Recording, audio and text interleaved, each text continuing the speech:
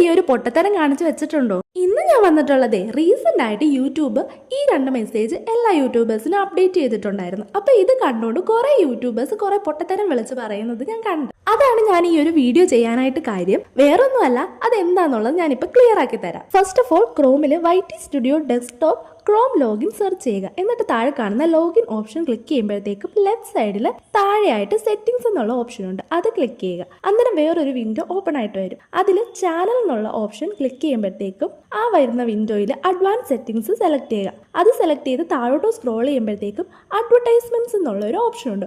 Already ഇത് enable ആയിട്ട് കിടക്കുന്ന ഒരു കാര്യമാണ്. അത് ഡിസേബിൾ ആക്കാൻ വേണ്ടിയിട്ടാണ് അവിടെ ഓപ്ഷൻ കൊടുത്തിരിക്കുന്നത്. ഇവിടെ യൂട്യൂബ് തന്നെ പറഞ്ഞിട്ടുണ്ട്, ഇത് ഡിസേബിൾ ചെയ്ത് കഴിഞ്ഞാൽ പേഴ്സണലൈസ്ഡ് ആഡ്സ് ഒന്നും വരത്തില്ല, അതുകൊണ്ട് തന്നെ നമ്മുടെ റവന്യൂ കുറയുമെന്നുള്ളത്. അപ്പോൾ കുറെ യൂട്യൂബേഴ്സ് തെറ്റിദ്ധരിച്ച് പറഞ്ഞിട്ടുണ്ടായിരുന്നു ഈ ഒരു അഡ്വർടൈസ്മെന്റിന് താഴെയുള്ള ആ ഡിസേബിൾ ഓപ്ഷൻ ടിക്ക് ചെയ്ത് സേവ് ചെയ്താൽ മാത്രമേ നിങ്ങളുടെ ചാനൽ അനാലിറ്റിക്സ് മറ്റുള്ള അഡ്വർടൈസേഴ്സിനും ബ്രാൻഡ്സിനും ഒക്കെ കിട്ടത്തുള്ളൂ എന്നുള്ളത്. ബട്ട് ഇതല്ല ശരിക്കും എനേബിൾ ചെയ്ത് വെക്കേണ്ടത്. മോണിറ്റൈസ്ഡ് ആയിട്ടുള്ള ചാനൽസിൽ മാത്രമേ ആ ഒരു ഓപ്ഷൻ വന്നിട്ടുള്ളൂ.